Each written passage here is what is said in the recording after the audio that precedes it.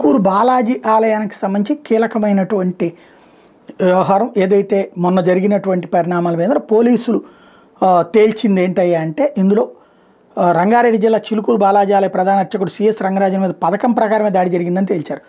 తమ సిద్ధాంతాన్ని వ్యతిరేకించే వాళ్ళని అంతమొందించాలని ప్రధాన నిందితుడైనటువంటి వీరరాఘవరెడ్డి తన అనుచరులతో ప్రతిజ్ఞ చేయించినట్టు మొయినాబాద్ పోలీసుల దర్యాప్తులో తేలింది.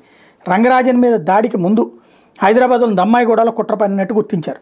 నిందితుడి మీద అబిడ్స్, బంజారాహిల్స్, గోల్కొండ ఠాణాల్లో కేసులు ఉన్న రిమాండ్ రిపోర్ట్లు చూపించారు.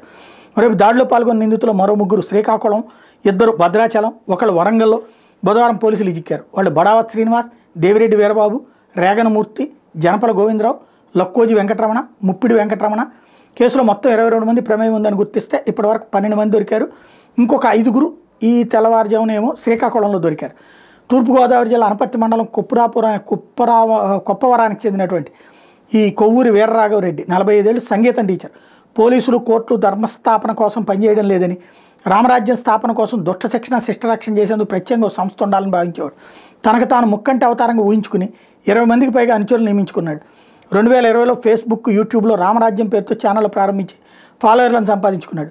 2022లో కోసలేంద్ర ట్రస్ట్ పేరుతో ఎన్జిఓ ఏర్పాటు చేసి భార్యను చైర్మన్గా నియమించాడు. ఓ బ్యాంక్ ఖాతా ద్వారా విరాళాలు స్వీకరించేందుకు పేమెంట్ గేట్వేతో ఒప్పందం చేసుకున్నాడు. తెలంగాణ, ఏపీలోని ముఖ్య ఆలయాల ప్రధాన పూజారులను కలిసి తన సిద్ధాంతానికి మద్దతు ఇవ్వాలని కోరేవాడు. మైలార్దేవపల్లికి చెందినటువంటి వ్యాపారి గుర్రం రాఘవేంద్ర ద్వారా 10 నెలల క్రితం రంగరాజన్తో చిలుకూరులో సమావేశమయ్యాడు. రామదండు ఏర్పాటుకి మద్దతు ఇవ్వాలని కోరాడు. రంగరాజన్ నుంచి స్పందన లేదు.